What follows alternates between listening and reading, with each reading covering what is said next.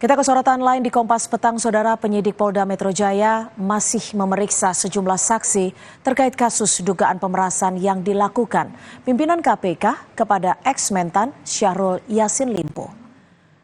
Penyidik Polda Metro Jaya memastikan proses penyidikan kasus dugaan pemerasan oleh pimpinan KPK saat ini masih dalam proses pemeriksaan saksi.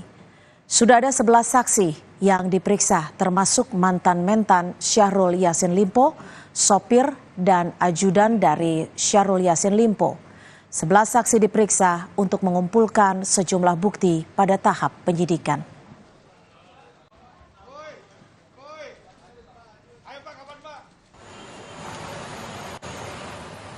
Kemarin penyidik di Treskrimsus Polda Metro Jaya juga memeriksa Kapolrestabes Semarang Kombes Irwan Anwar.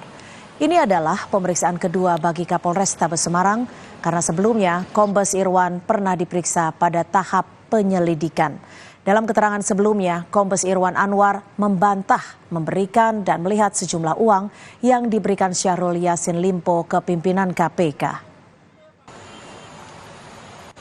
Progres kemarin sama sudah kami sampaikan terkait dengan saudara kita yang sudah memberikan keterangannya sebagai saksi.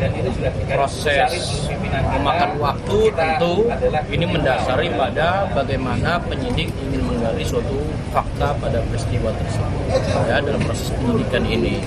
Maka semua yang sudah dilakukan langkah-langkah tentu mendasari pada kaidah-kaidah aturan ya.